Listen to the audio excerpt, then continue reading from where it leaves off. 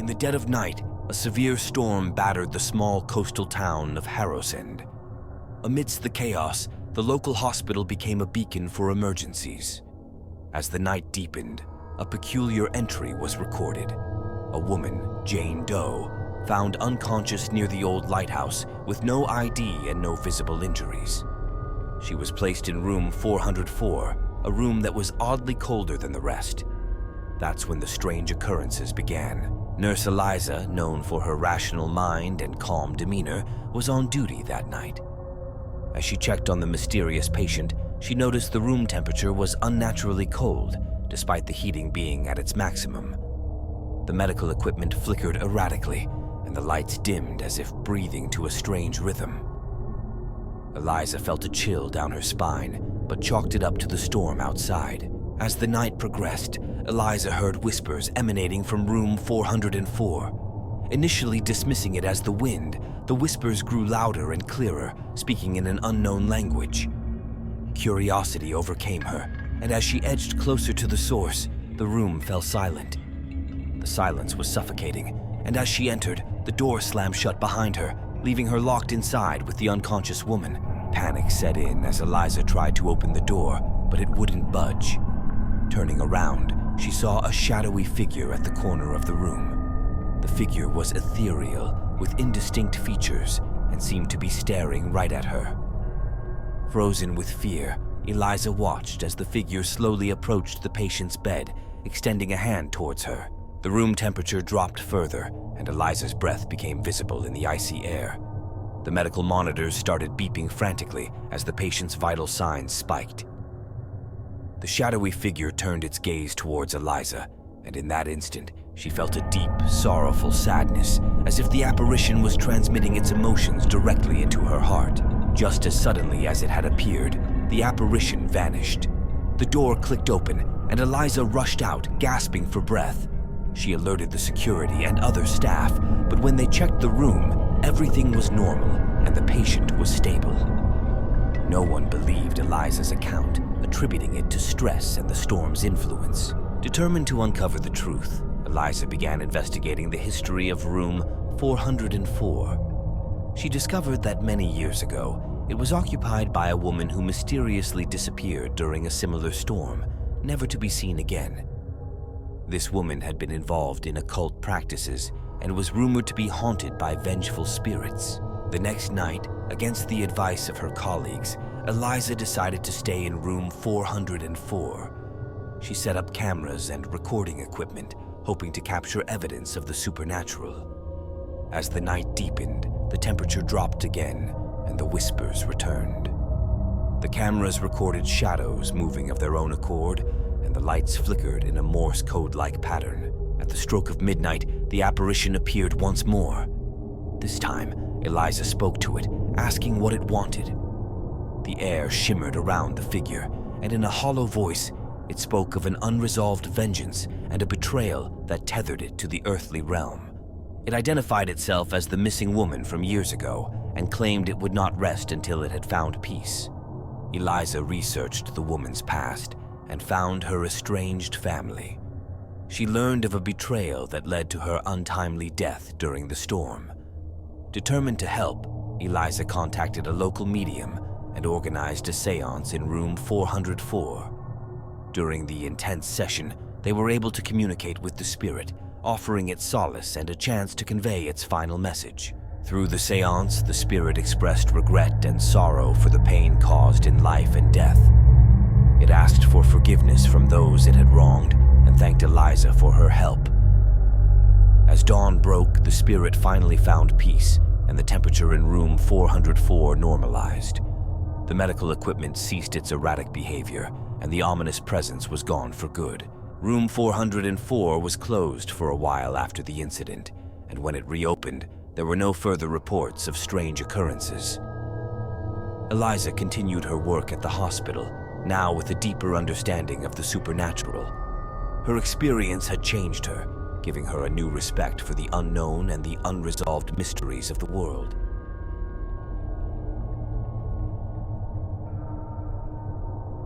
Dr. Alan Hargrove, a young and ambitious historian, was conducting research on the architectural evolution of hospitals in urban settings. During his exploration of the sprawling St. Matthias Hospital, he stumbled upon an old, sealed-off wing that didn't appear on any current floor plans. Intrigued, he sought permission to investigate it for historical significance. With clearance obtained, Alan and a team of hospital staff pried open the rusted gates that blocked entrance to the wing. As they stepped inside, they were hit by a wave of cold air, carrying a faint, almost imperceptible whisper of voices.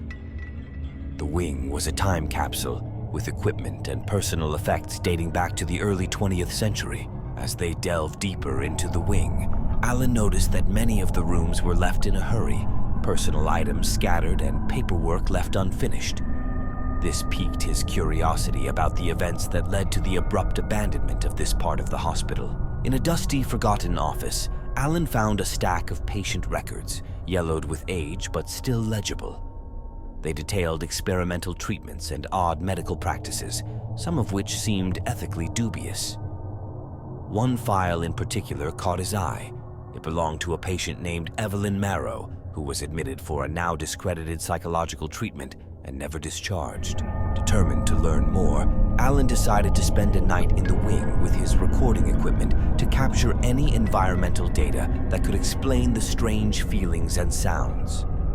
As night fell, the atmosphere grew oppressively thick, and the faint whispers evolved into discernible voices crying out in despair. Around midnight, Alan's cameras captured fleeting images of patients wandering the hallways, dressed in the antiquated hospital garb of the early 1900s. These apparitions seemed unaware of Alan's presence, reenacting routines and interactions as if stuck in a perpetual loop of their daily lives. In a particularly chilling moment, Alan encountered the apparition of Evelyn Marrow. She was a young woman with a sorrowful expression who directly interacted with him.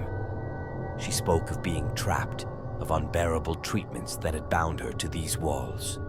Her story was one of pain and betrayal by the very people who were supposed to care for her. Evelyn's spirit led Alan to a hidden room in the wing, a room not documented in any hospital records. Inside, he found archaic medical instruments and a logbook that detailed horrific experiments conducted on patients under the guise of treatment. Armed with his recordings and the physical evidence from the hidden room, Alan confronted the current hospital administration. The revelations prompted a full investigation, uncovering a dark chapter in the hospital's history that many had tried to forget. To address the haunting and bring peace to the trapped spirits, Alan organized a team including a psychic medium and a clergyman. They performed a series of rituals aimed at cleansing the wing and allowing the spirits to move on. The ceremonies were emotionally charged, with visible manifestations of the spirits reacting to the rituals. As dawn broke, the air in the wing felt lighter and the oppressive atmosphere lifted. The voices and apparitions faded away, leaving behind a silent, empty wing. The wing was sealed again, this time with a memorial placed at the entrance to acknowledge the suffering that had occurred there. Alan published his findings in a well-received historical journal, ensuring that the horrors of the past would not be forgotten. Alan's work at St. Matthias Hospital earned him respect and recognition in the field of medical history. He continued to advocate for the ethical treatment of patients and the importance of transparency in medical practices. Reflecting on his experiences, Alan realized that history, no matter how dark, must be remembered and learned from. He dedicated the rest of his career to uncovering and documenting similar stories, ensuring that the voices of the past were heard and their stories told. St. Matthias Hospital underwent a transformation, adopting new rigorous ethical standards for patient care.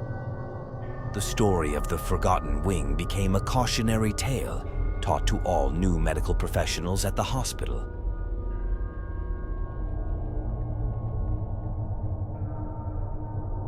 Emily, a newly graduated nurse, started her first job at the old and reputed Mercy General Hospital. Her excitement was palpable as she was assigned to the night shift in the intensive care unit, ICU, a place where the most critical patients were treated. It was a challenging assignment, but Emily was eager to prove herself.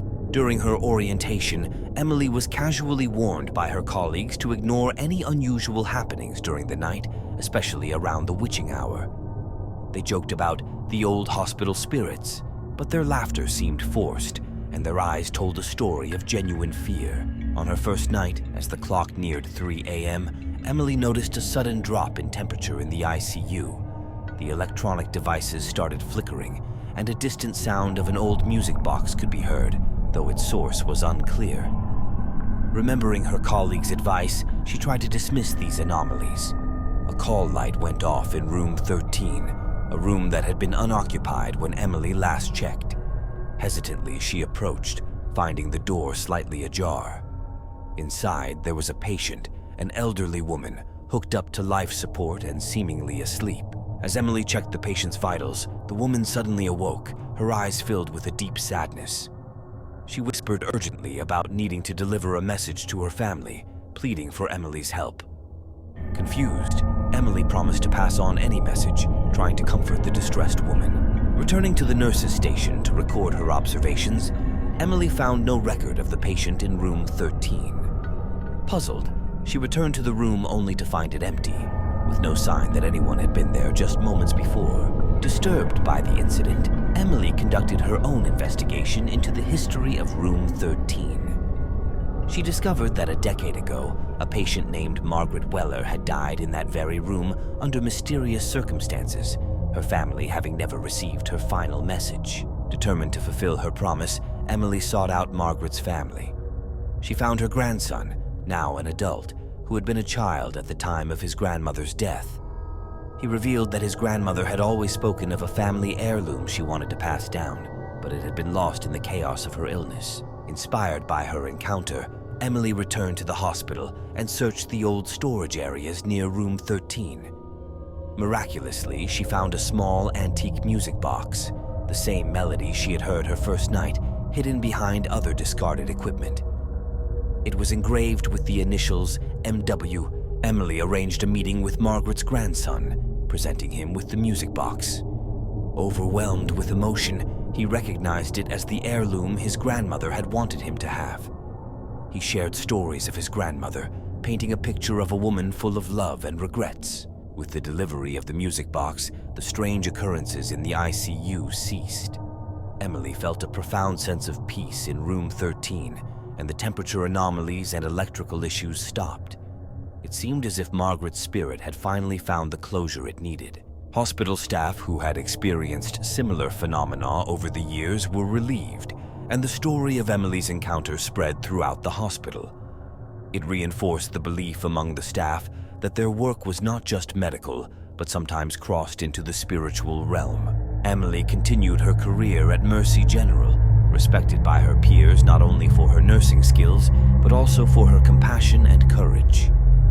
She often shared her story with new nurses, teaching them to keep an open mind and a compassionate heart. Reflecting on her experiences, Emily realized that nursing was not only about physical healing, but also about addressing unseen wounds and unfinished business. She became an advocate for holistic care, incorporating her understanding of the importance of emotional and spiritual closure for patients and their families. Mercy General Hospital adopted a new program, initiated by Emily, to help families of deceased patients find closure, ensuring that the mistakes of the past were not repeated. Room 13 was turned into a small sanctuary where staff and families could reflect and find peace.